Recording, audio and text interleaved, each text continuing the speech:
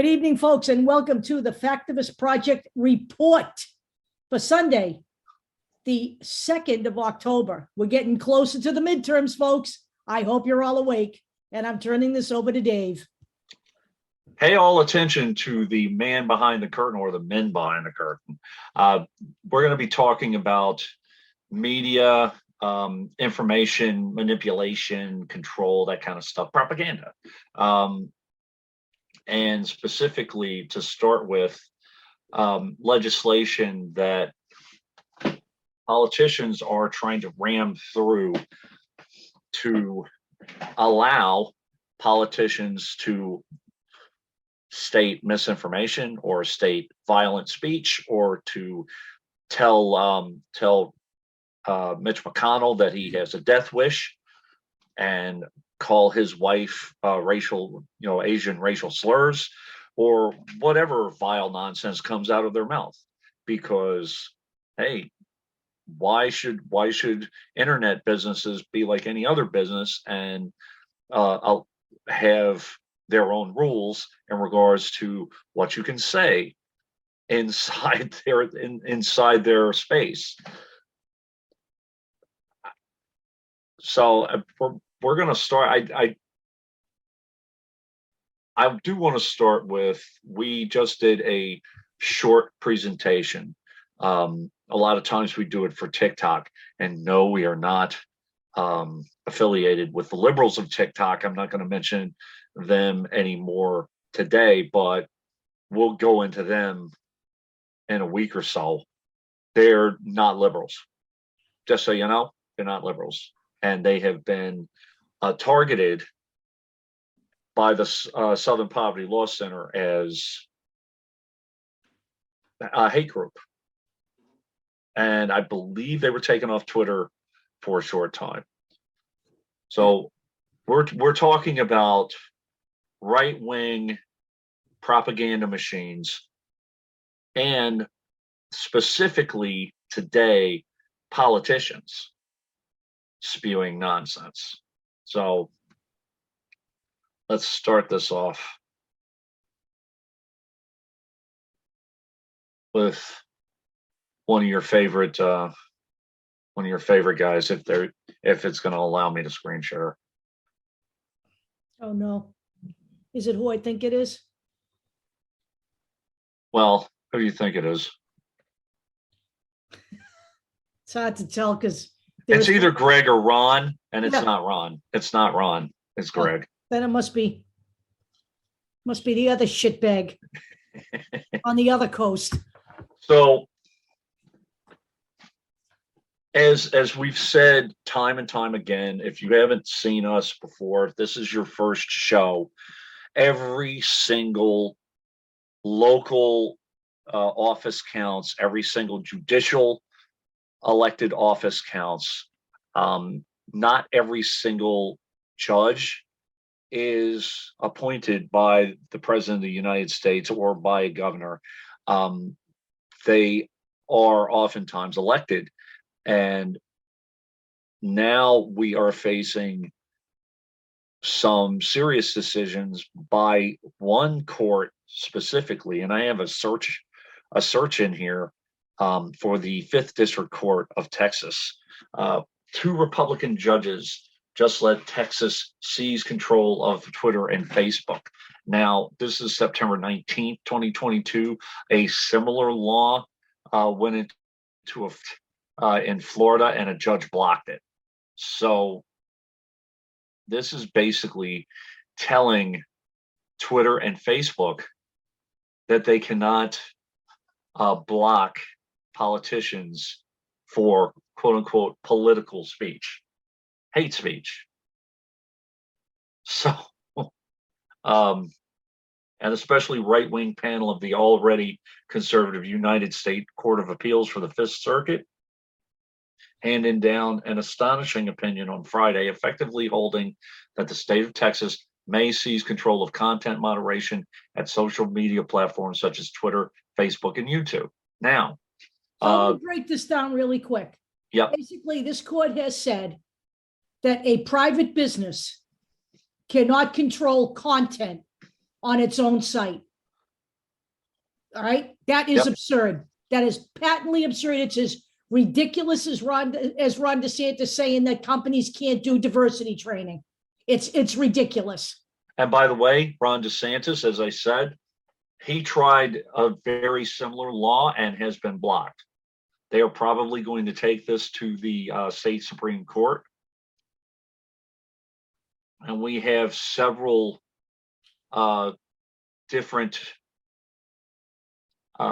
precedents that this article said. This is by Ian Millisher, by the way, of Vox. I'm not going to go through this whole thing, but it's basically saying that the court's leading First Amendment precedents have established that the principle of freedom of speech prohibits the government of telling people what they must say. Now, that is the way the First Amendment works. The government, private businesses are not government. Okay. Nevertheless, the Texas law prohibits a social media platform that functionally has more than 50 million active users in the US in a calendar month from banning a user, or even from regulating or restricting a user's content. So, Texas Republicans have been quite open about the fact they intend the law to address what Texas Governor Greg Abbott described as a dangerous movement by social media companies to silence conservative viewpoints and ideas. There is absolutely no silencing going on. Okay. What they are doing is stopping hate speech and violent speech. Yep. No one is stopping the right wing's ideas. They are fucking literally all over social media every day, all over it. So, I think I know let's see. By the way, let me just say this. This has been a big part of a major effort by the right wing to go after big tech. That's what this is. So suppose, for example, someone angry at a woman he met online refused his advances. Now, what does that sound like? Incel decides to bombard that woman with harassment, calling her ugly. If Twitter bans the user for calling the woman ugly or trailer trash, which, you can't do that. White trash. Oh, I was actually banned from Facebook for calling Marjorie Taylor Greene trash, which she is. Texas's law most likely would require Twitter to ban anyone who calls a woman beautiful because the law prohibits discrimination on the basis of viewpoint. Also, if a literal Nazi launched a YouTube account that posts videos calling for the systematic extermination of all Jews, Texas's law would prevent YouTube from banning this user or removing the Nazi videos, unless it took the same action against users who expressed the opposite viewpoint, which is that Jewish people should not be exterminated. Do you see where we're going with come on. Ridiculous. Now, there's also another statute that we will go into in a minute. I just wanted to show, this is the Texas 5th District Court of Appeals. Let me see who these two judges were. Did they mention who the two judges were? They didn't. So, but two of the current judges were nominated by Rick Perry. I don't know if those two judges were the ones that came down with that decision. I don't know. But what I will say is that Rick Perry has been a quote unquote social media darling since 2012. And he's another right winger. So there's a provision of the Communications and Decency Act from 1996 that most people didn't know about. And this was from FEE Stories Hannah Cox, and I don't see the date on this. Right after Christmas, a couple years ago, 2020. Okay. This is basically what this provision says, that if you post something that is hateful or it provokes violence, and Twitter or YouTube or whoever doesn't catch it and doesn't kick you off the platform, and someone reacts based on what you said and it can be proven, you are liable, not the platform. And there are people who are calling for this provision to be reversed as well. So let me get this right. So before I do that, so we have Ron Wyden, who with Chris Cox wrote Section 230 to give tech companies a sword and shield and to help foster free speech and innovation, saying that users, not the website that hosts content, are the ones responsible for what they say. Okay, so the companies can protect themselves. Do you realize how many posts there are on Facebook, YouTube, etc.? They just can't monitor everything. They just can't. And sometimes they get it wrong, as Deb can attest. Yes. Yeah. So. Yes. And see, they got it wrong and they restored me. But if they can't fix those algorithms after they get it wrong, what's the point? Right. Okay. I wanted to show this. This is what I'm talking about when it comes to court districts, knowing who your judges are, knowing who your local officials are. This is the Texas 5th District Court. Texas can withhold lists of people it thinks are non-citizens to keep them from voting. Appeals court rules. Texas judges' courtroom prayer ceremonies upheld by U.S. Appeals Court. So the social media case. Texas judges now get broader immunity than the U.S. president. They're exempt from federal subpoenas. All right. Courts deny Texas on 2 fronts in healthcare to transgender minors. Okay, all of these are huge issues. So Texas vote, I think most of it. Yep. So let me see if I thought there was one more. Texas Appeals Court, this is the one, ruling that blocks some transgender child welfare checks. I mean, what the fuck? And this is all Texas 5th District Court. Okay. Court upholds Texas law that would force tech companies to allow hate speech, abuse, and misinformation on their platforms. Now, this is almost certainly going to go to the Supreme Court. And just so you know, this is a list. I don't know when it was updated, of elected officials suspended or banned from social media platforms. Guess who the top 2 dirtbags are?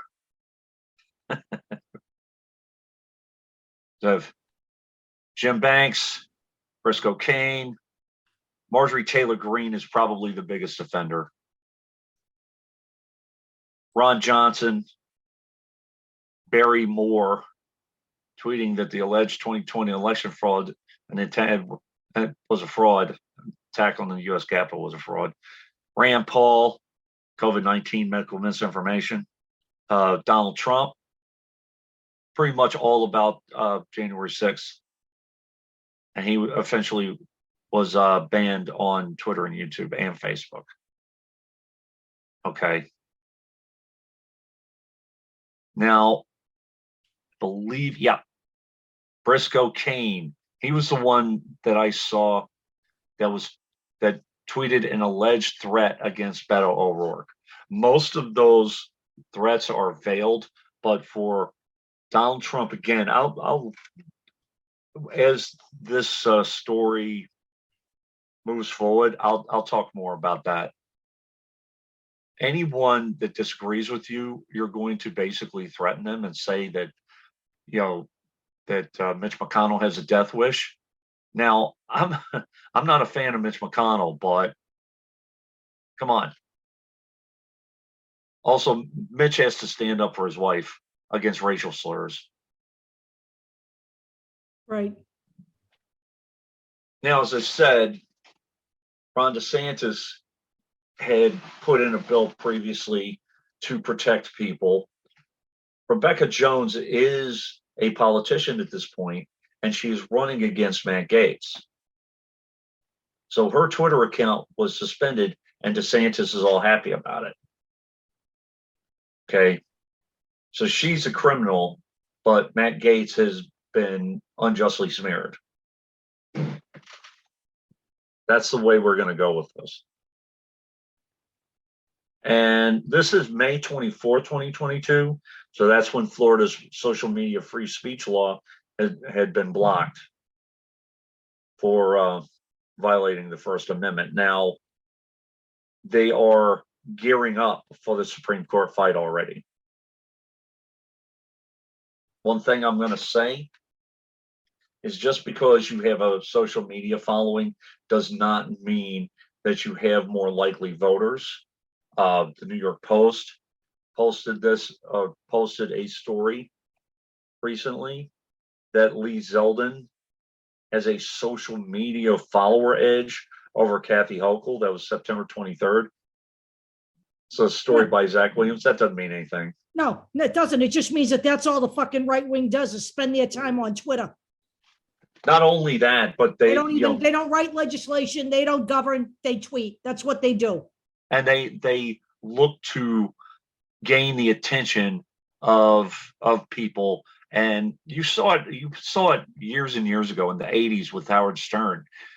You get people's attention, whether they hate you or they like you. You get a click or a follow or a whatever, or somebody viewing your thing. So it doesn't mean that he's gaining traction. Hopefully he isn't going to gain traction, but I just wanted to mention that just because you have more followers on Twitter doesn't mean that you're a better politician or you're going to win.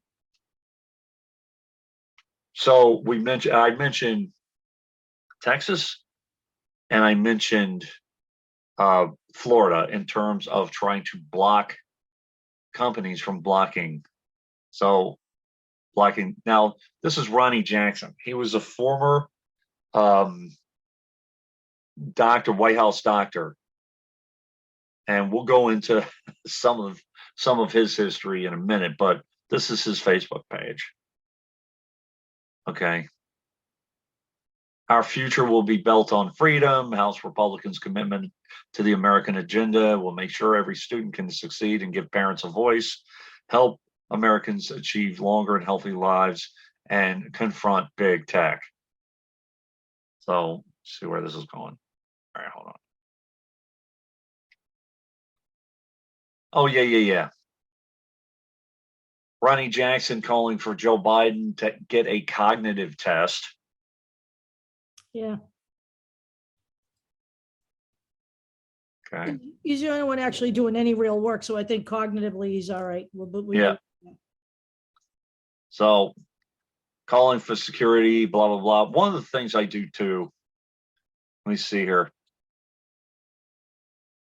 Oh, maybe it's his other. He did follow, like, I guess he had another account. I checked to see. He followed like police precincts and stuff like that. So first on CNN, Rep. Ronnie Jackson made sexual comments, drank alcohol, and took Ambien while working as the White House physician. Pentagon watchdog finds. So I'm just saying. I would think that the women working around him would have to take an Ambien, but no. So I don't know much about her, but Kathleen Brown is the person running against Ronnie Jackson. I haven't seen much. That's one thing too that the Democrats have to learn how to pump themselves up. But this is who's running against her. Check her out. You have her campaign website, her campaign Facebook, and her campaign Twitter. Let's just look at her Facebook page for a minute and show the difference between, what she said. I'm running for Congress to represent your values, bring back jobs and development to District 13. I'm not going to be constantly jumping on the national news to raise my profile, which, I get that. So maybe that's why I don't know as much, but she's advertising to her district. Okay. So advertising local events, that kind of stuff. It's what she should be doing. So there you go. Now you have your favorite guy, Deb. Yeah. Yeah. Today on Firebrand. Oh, yeah. He's a firebrand. All right. Here he is on the Charlie Kirk show. He's a Nazi. That's stupid. So Mike Robinson on Firebrand Live. God.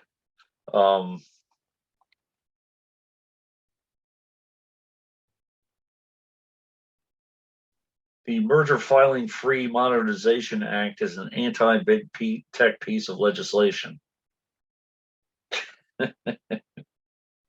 God, look at those teeth. Jesus. All right, so I took a look at this guy, Dr. Sebastian Gorka. He's another guy that we may want to look at. Oh my God, he's just another right-wing guy. Yeah, he's a COVID denier, isn't he? He's a COVID denier. Yeah. Yeah. Well, he's huge on the gun thing too. Yeah. No, okay. What I'm assessing for my constituents is that the Florida insurance marketplace is likely to tighten. Says Ian's impacts will require a state legislative response to create more capacity for reinsurance before companies become insolvent. Now, okay. That just sounds like protecting insurance companies. So there you go. America first. So he's meeting with more talking heads. He's going on tours and all this crap. Just so you know, and he's starting it. He's not really a legislator. Like they said about Marjorie Taylor Greene, he's a talk show host and he's a streamer. Florida Republican Matt Gaetz is going to start streaming on Twitch. Just so you know. Ugh.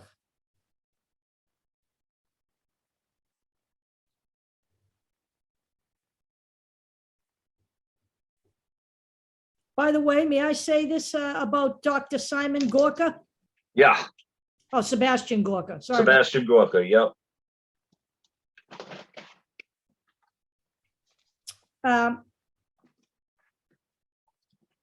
He is an academic fraud, by the way. Yep. Yes, he is. He sits with a freaking desk behind him. He has like the freaking monocle or whatever. It's pretty sad. He also has has ties to Nazi and white supremacist groups that go back quite a few years. Yep. And he's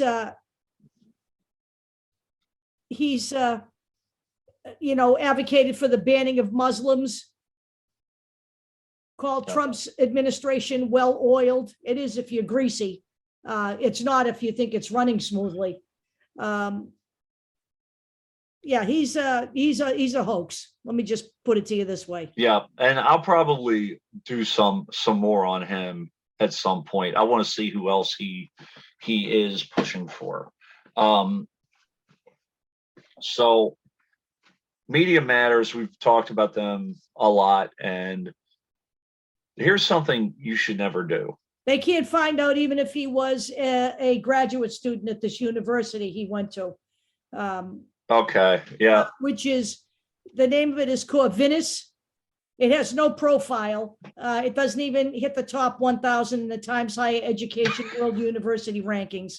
So I would consider him just another right-wing operative. And, you know, that's just academic fraud. What the Republicans do. Yep. And this, if you are a real news organization and Fox isn't, they're more into quote unquote news-ertainment or whatever.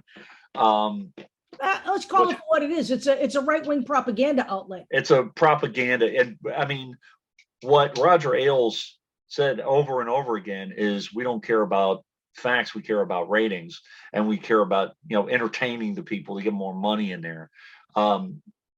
If this was a real news outlet, this reporter would be fired for doing this. Fox News host takes victory lap over a report Matt Gaetz won't be facing charges in the sex trafficking probe. Now, no legitimate news outlet does this shit. Here's another one. Fox News host: Americans are going to have to start strapping up and exercising their Second Amendment rights. No legitimate news outlet reports like that. Okay? None of them. All right? They don't put guys like, you know, Tucker Carlson on the air, who is, you know, talking about stuff that's fake, that's actually really happening in the world. That's all he does. You know, all he does is cast doubt on stuff. Now, Jesse Waters, and I don't know if you guys have seen him before. I've seen him. He's junk. Yeah. This is what the left always does. They'll concoct a story, feed it to the press, the media runs with it. This is the Washington Post coverage of that. No. Oh, by the way, the left didn't make up that story. An actual sex trafficker flipped on him. So, you know, let's cut the shit. I just lost the story, of course. What just happened? Let me see if I can get it back. Oh, you got to be kidding me. I just lost the story, the Washington Post story. I'll get it back. I mean, I don't know if you guys saw it just disappear on my freaking thing, but basically what it said was that, let me see if I can get it. Hold on. I don't want to do that. I don't want to say what it said. I want to show what it said.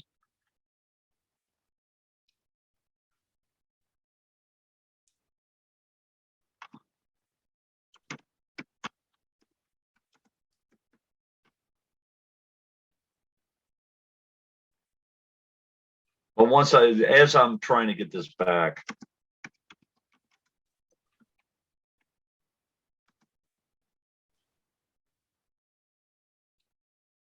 basically what the Washington Post said, there we go. So this is it.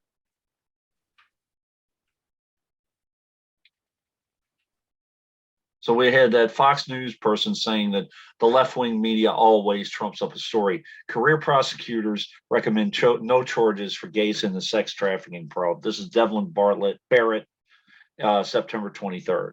So a little over a week ago. Career prosecutors have recommended against charging Matt Gaetz in a long-running sex trafficking investigation, telling Justice Department supporters that superiors, that a conviction is unlikely, in part because of credibility questions with the two central witnesses. When you have a crime occurring and you have witnesses like this, sometimes they're not going to be credible. And that's just, you know, that's just the way it is. Now, and that doesn't mean that Matt Gaetz is innocent. Innocent. It doesn't. What it means is they're not going to get a guilty verdict. Right.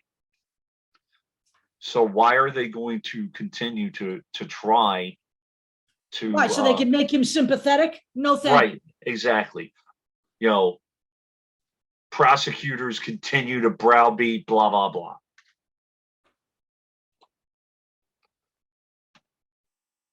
So Some people actually do follow the rule of law. It's just not the GOP.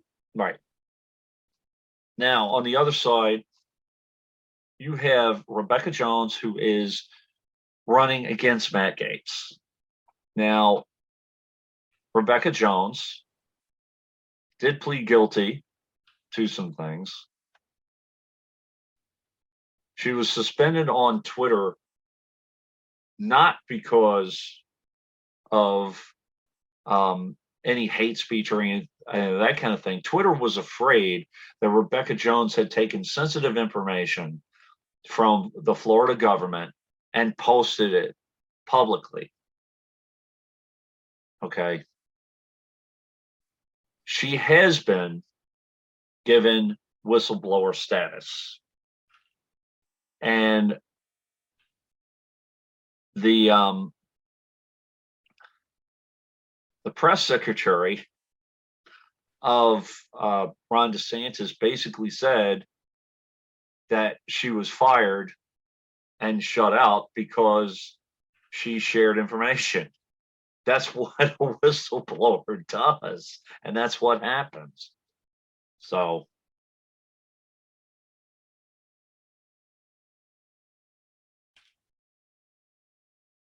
finally, what I wanted to finish up with, I found this curious interview or a curious report from the Columbia Journalism Review, which basically shows a trend of local media personalities running for office and winning sometimes. Many of them, most of them are Republican.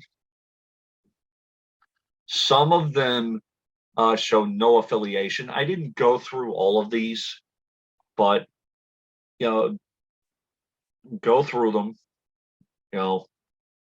Party affiliation in Clear, Oregon, Republican from Missouri, Mark Alford. I've heard that name. So local reporters. Now, what I see, Rachel Barnhart, I've heard that name too, Democrat from New York, anchor and reporter at WROC in Rochester before stepping down to run for office. Lost a U.S. House primary in 2018, now a county legislator. So she ran for a House seat and then became a local politician. But if you think about it, some of the people running for office and some of the guys that have run for office have been anchors and even in the entertainment business or the television business, including, let's see, Ronald Reagan, including Donald Trump. And you have a quack doctor, Dr. Oz, running. He was on TV for a while. You have an ex-football player, and you have a couple of other anchors coming up. So he's been on TV for a while, and of course he says he never attaches his name to any product, but that's why you keep getting, diet pill emails from Dr. Oz. So I just thought it was very, very interesting at the number. Look at how many of these guys there are. So you can take a look. This is in alphabetical order. Check to see if anybody you think of. But let's see. So now we have Carrie Lake. Okay. hold on for a second. I gotta gear myself up for this. So this is Carrie's story, Deb. Are you Yeah. ready to hear about Carrie's story? Yeah, I'll give you his story. I'll give you the story. The daughter of a With teacher, that blather. the daughter of a teacher and a nurse. Do you have any music for this? Carrie Lake grew up in Iowa alongside her 8 siblings, where she learned the value of a hard day's work. Hold on, let me get the violin. Fascinated with people's stories, Carrie pursued a career in the news industry, where she would become a symbol of truth in journalism. Where she, where when she rejected the agenda-driven press and walked away from the mainstream media after a highly successful I can't. after a highly successful 27 years. Oh, we got now Kerry is running for governor of Arizona on a platform of putting Arizona first. On the platform of being anti-Semitic, white supremacists, Christian nationalists. And according to Carrie Lake, in order for you to be able to run as a Republican, you have to embrace the thought and the belief that Donald Trump had the election stolen from him. She's a crackhead. She's unfit for government. She should go back to reporting on some obscure little fucking right-wing news channel or on Fox, whichever comes first. She shouldn't report. And I took it from another angle. We all know about the stuff that she spews, but this is fantastic, Deb. I just so this is okay. I know I don't care. Yes, it's from Rachel Maddow's blog, and I don't care because it's true. Yeah, I'm fine with Rachel Maddow. Thank you. This is September 27th, 2022 by Steve Benen, not Bannon, Benen. Okay. How Carrie Lake's political bombshell proved to be an embarrassment. This is great. Carrie Lake said she and her team were triple confirming a claim to confirm its accuracy, only to fail to notice that the allegation was absolutely false. So a week ago, when Carrie Lake had said she uncovered some really painful, hurtful news about Katie Hobbs that would presumably shake up the gubernatorial race, my team is triple confirming it's true. As the Republican wrote on Twitter, tomorrow I will be releasing bad stuff. So yeah, what was the bad stuff? He doesn't wear underwear? I don't know. Okay, no. A day later, after the apparent triple confirmation, the far-right candidate dropped her political bombshell. Hobbs claimed Lake fought to keep the Hobbs claimed Lake, fought to keep the Pledge of Allegiance, the national anthem, the Declaration of Independence, and the Constitution out of Arizona's public school classrooms. And you know what? I am in total support of all of that. Okay? I am in total support of all of that. I don't believe anyone should have to stand for the Pledge of Allegiance. I don't think we should have to sing the national anthem. And I don't think we should have to read the Declaration of Independence out loud. However, you need to know what's in the Declaration and what's in it, and you need to know what's in the Constitution. Yeah, you absolutely do. But in order to teach the truth about American history, you also have to teach about slavery. You also have to teach about Japanese internment camps in the United States. You also have to teach about what you did to Native Americans. You know what? I'm tired of all this patriotic fucking bullshit from the right. The Republicans seemed quite excited about the apparent revelation, releasing a video that went on and on about Lake's patriotism, Hobbs's outrageous record, blah, blah, blah. There was, however, one big problem. Lake got the story wrong. As the Arizona Republic's Lori Roberts explained, the only thing the GOP candidate proved was that Carrie Lake doesn't know how to read a bill. In 2018, the Arizona legislature passed a bill addressing various American history materials that can be read or posted in Arizona's classroom. State law already allowed the pledge, the anthem, the Declaration of Independence, the Constitution, and yes, even the Mayflower Compact to be read or posted, along with various other foundational documents. Senate Bill 1289 simply added the state motto, Ditat Duris, or God enriches, to that list and clarified the wording of the already approved national motto, In God We Trust.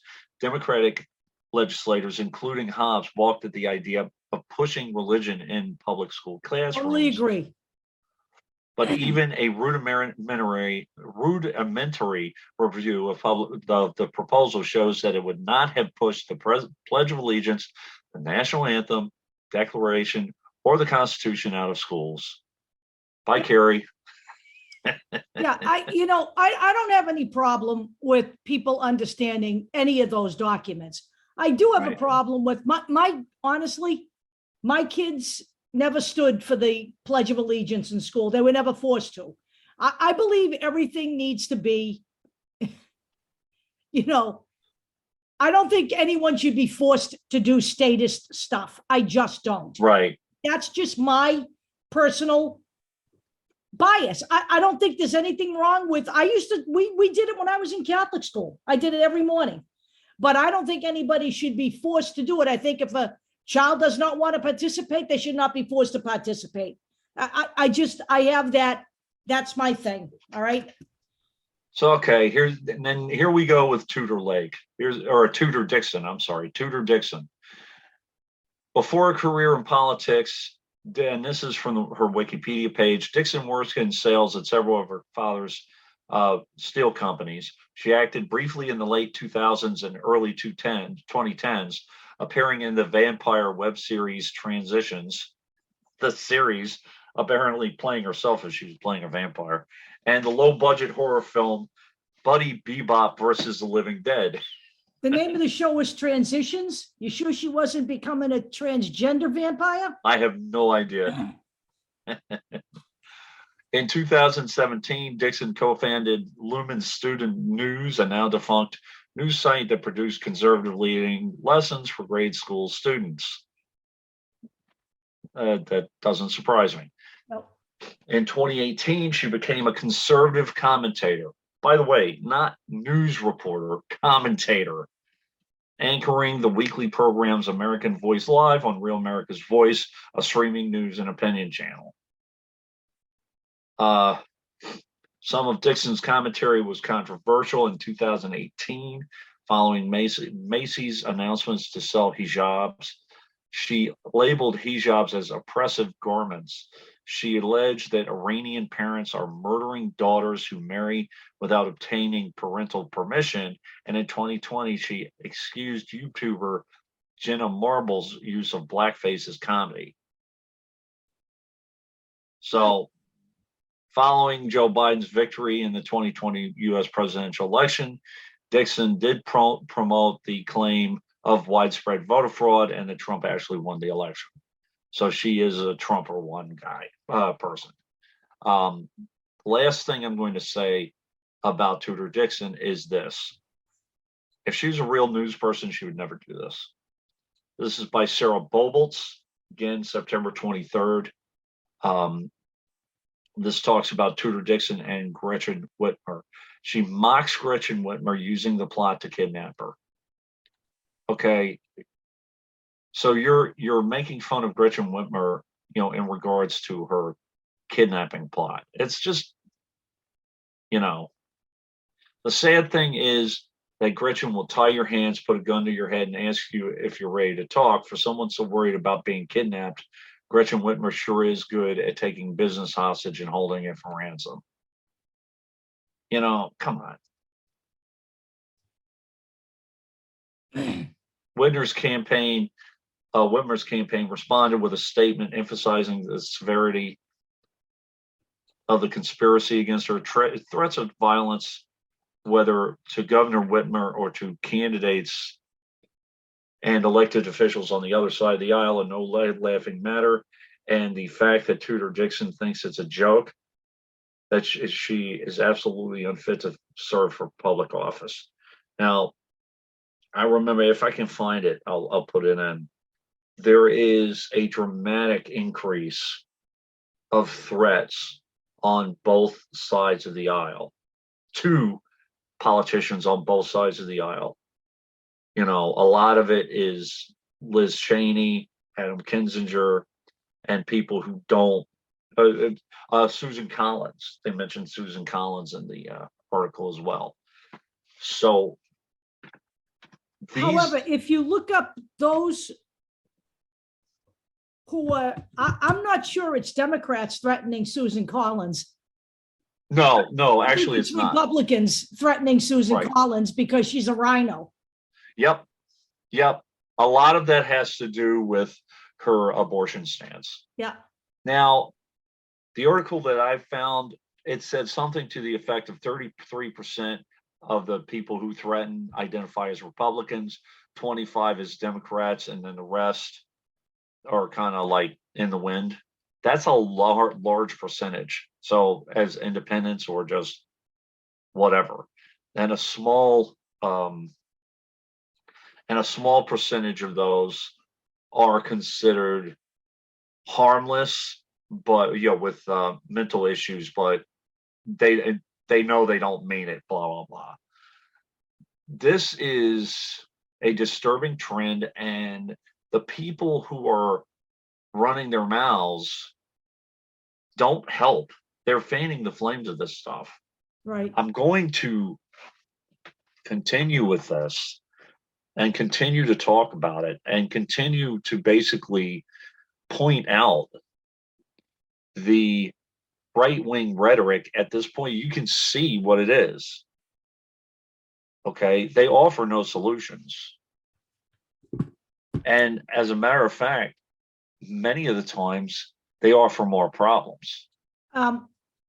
In general, the trend that I see on social media and mostly on Twitter is people like Lauren Boebert and Marjorie Taylor Greene and Paul Gosar and, all of those cranks, Jim Jordan. They spend a lot of time pointing fingers, but they offer absolutely no counter solutions to any of the problems facing America. None, absolutely none. I've looked back even before Trump at what legislation has been filed. Lauren Boebert has not had one of her bills, even half of them haven't even made it to a vote. Okay.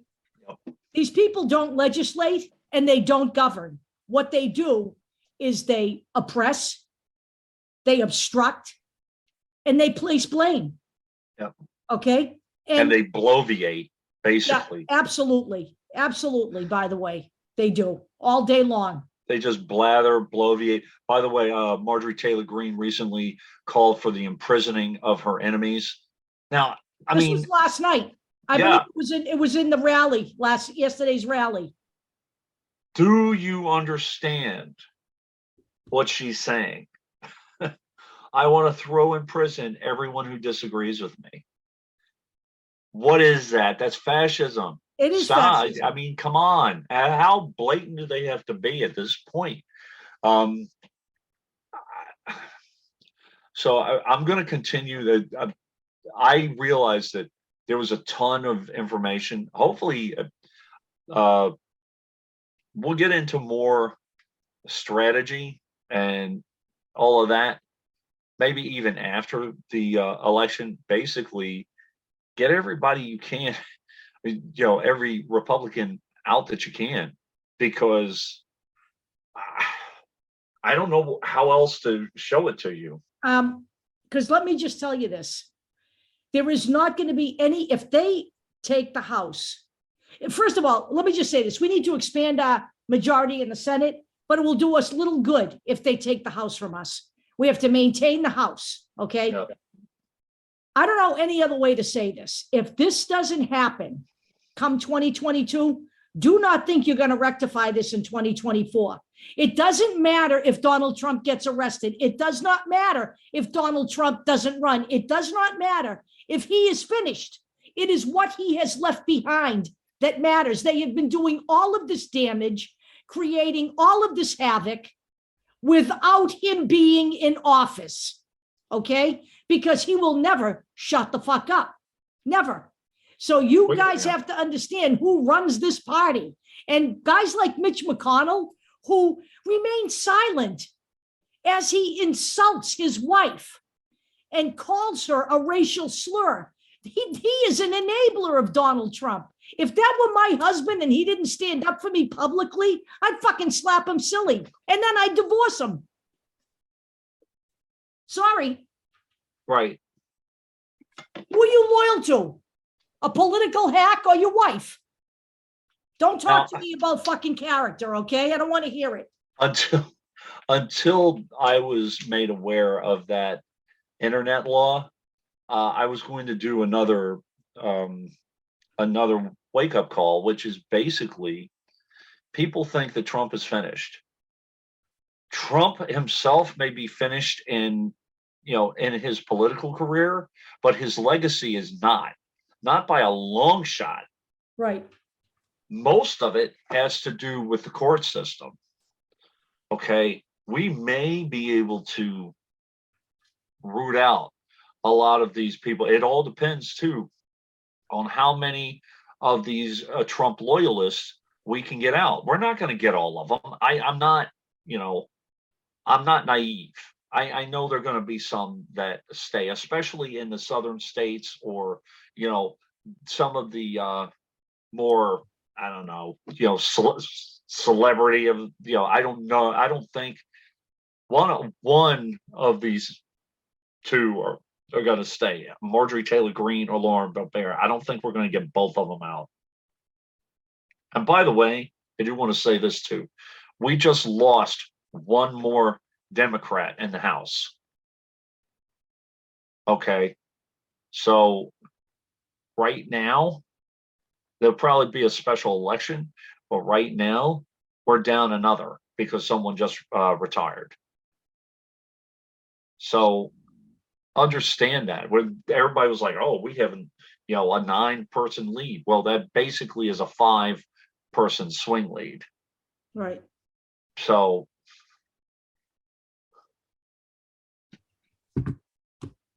yeah. So let me explain this to you. We need 7 Senate seats in order to render the filibuster illegitimate, and in order to make sure that the 2 hacks in the Democratic Party, who might as well be on the Republican side, Kyrsten Sinema and Joe Manchin, don't obstruct the Democratic agenda. We need 7 votes. 7. And by the way, people are calling to, I can't remember who said it, but they're calling to switch Kyrsten Sinema over to the Republican Party, which I wouldn't be surprised if she went. Well, you know what? Kyrsten Sinema just made a video stating that she doesn't want to get rid of the filibuster. She wants to expand it. Right. The Democrats never use the filibuster. They don't use it as a weapon, okay? The Republicans invoke the filibuster every time there's legislation that they don't agree with. So you need to understand this. The filibuster fundamentally is anti-democratic the way it's being used right now, okay? And it needs to end. And by the way, in order to bypass the filibuster, you need a majority. Yeah, you need 60 votes. Get it done, folks. Yeah. This is, it's now or never. There's no sitting out the midterms anymore. All right. Not right now. Okay. Understand this here. The Republicans are fascist. Okay. End of story. There is no argument anymore. It can't be any more clear than what you see every fucking day. Now, understand too that when Merrick Garland was basically blocked, the Republicans used the filibuster. I don't remember, or bypassed the filibuster rather. I don't remember how many they had, but they had a united front. They didn't need 60 because they had a united front. Right. Which is what we need, which is why you need 57, 58. We're probably not going to get 60. That's pretty, but if we get 57, as Deb says, we can't lose any. I think the close is Maggie Hassan. She's a senator, correct? So that's the one that people are worried about. Don Bolduc is running against her. He's a fucking fascist. He's a nutbag. Right. That's who people initially were worried about. I don't think she's going to lose, honestly, but right now, I know. I'm writing cards to help protect her seat. And I am going to be raising money for Deb's carpal tunnel fund now. But that's what we have for today. I'm probably going to do more about the propaganda machine and all of that. I have, by the way, I have a surprise for everyone next week, maybe, or in the weeks to come. I did go on True Social. I do have an account just to see who's on there. I followed one person, and there's also a couple of Democrats on there, quote unquote, that you're going to be surprised at. Deb probably won't be, but you'll be surprised at. So maybe some of you. So there's that, and I also have the Joe Rogan politician list of people that he's had on, and again, pretty much all right wingers, except for one person, same person that I'm really talking about with, and don't give it away, Deb. Same person from True Social. True Social is a cesspool for the most part, but I'm going on there just to see the running, what they're basically saying. Also, we are now on Tribal. Check us out on Tribal, TRIBEL. It's a really nice site, actually. Yeah, it is. And it has a lot of like-minded people. Right. So. And we've decided we need to be in as many places as we can, as long as it is not BitChute and Gab. I will not. And not True Social. I'm just going. I will not put this group on a website that espouses hate. I just. Right. So. Right. I mean, True Social is about to go under anyway, but I just wanted to see the usual shit suspects. You got James O'Keefe and all those idiots on there. So, it's your typical Babylon B, Dinesh D'Souza, blah, blah, blah, blah, blah. By the way, we ought to revisit the whole James O'Keefe, Ashley Biden. I'm going to check to see what's going on. There were 2 guilty pleadings about that. Okay, I'm going to go back and check that out. I also want to know if anyone who is currently running for office was involved in this kind of thing too. I'll send you the story that I have. Okay. All right, gang.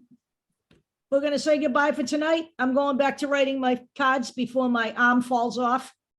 And and then I'm going to work on the website. By the way, the website. I'm still working on the candidate section for the midterms, but when I put this back up tomorrow, this website will not be coming down until after the midterms. There will be no major updates. If I update the news section, I will do it late at night, later at night, and put it right back up. But there will be no multiple days of it being down after we're done. Sarah is working feverishly on my graphics right now. She's sending them to me on my phone as I speak here. And, that's the ding, ding, ding that you guys are doing. So I will definitely get all of this together between tonight and tomorrow, and it'll be posted again. And then it becomes a responsibility for us to share it everywhere as much as we can. By the way, we give you guys, especially the websites that give you candidate data. I give you that so you can do your own research. You really have to. You really need to. I'll put links into that at the bottom of the candidate pages as well. Yep. So I know I'm going to be doing some candidate features as well, probably, or some race features like Elise Stefanik, her race and all and all of that. One thing I will say about that is that I know that the Democrat is running against her is intelligence. Doesn't matter. Not now. It doesn't matter now. Nope. And it doesn't matter anyway in the long term. Look at these. Look at these people on the right. Come on, guys. we're in serious trouble here. And I don't think people really can appreciate where we are in history, but I want you to take a look at what's going on in Italy. Okay. I want to say one thing about this whole notion that we need as many parties as we can get. You need to understand that what is going on in Italy and to some degree in England when they got Boris Johnson was a result of a coalition government. Yep. You let fascists in. That's what you do when you have those kinds of multi-party countries. And right now they have elected, they call her from the right-wing bloc. She's a fascist. She's as much a fascist as Mussolini was. And her first statement as she came into office was that she was going to perhaps overturn same-sex marriage and stop gay people from adopting. This is what fascists do. They don't govern. They oppress. This is what you're looking at here. If you're comfortable with a coalition government that gives power to fascists, and someday you may be living under their rule, I'm going to tell you right now, I once dreamed of retiring to Italy, and they are no longer on my bucket list. That's my homeland. Right. They are tremendously unstable because of their multi-party system. So what I will say to end this whole thing, we have been reporting on this stuff for a very long time, over a year at the very least. And if you're paying attention, who has a coalition with the new Italian leader, the Italian fascist leader, but Steve Bannon? Okay. He's been working on this for forever. Now he has his first major acquisition, if you will, and he's going to continue. And by the way, that was the headline in Time magazine, that Italy just gave Steve Bannon his first big win. Yep. Understand what's going on here, folks. This is not a drill. All right. It's not a drill. It's not a joke. It's not something to just brush under the rug. Oh, it's never going to happen. What did we say? Abortion, never going to be overturned. Right. Trump, he's never going to get in. Fascism is never going to happen in America. No, it's happening. Remember when we had women saying, as they streamed with us, that the abortion discussion was just a distraction, that the Supreme Court being stacked was just a distraction. Take a look at where we are. By the way, there are already multiple articles here blowing the alarm about the Supreme Court being back in session and saying that they are going to be voting on a number of issues that are relevant to our democracy. People, be very afraid. You need to wake up here. This is not a joke. All right. If you're waiting around for someone to remove these people from office, that's you. You can remove them from office quicker than any government agency can. Just fucking do it. I'm not even talking about removing justices. I'm talking about possibly reforming the court, adding to, not stacking the court, but balancing the court, and balancing what happened when they blocked Merrick Garland from even getting a vote and then ramming Amy Coney Barrett through. We cannot completely fix that, but we can partially fix it. Right. I'm not talking about putting in 4. I'm talking about putting in 2 to balance the court. I don't want to hear this nonsense that we're stacking the court. That's absolute horseshit. It's already been done. It's already been done. Okay. They have a 6-3. This way, if you put 2 in, it'll be 6-5. It will be fair. We'll still have work to do, but it'll be fair and it'll be closer. Okay. And it will balance out what Trump did, honestly, illegally. Right. All right, kids. We're killing it. I'll talk to you later.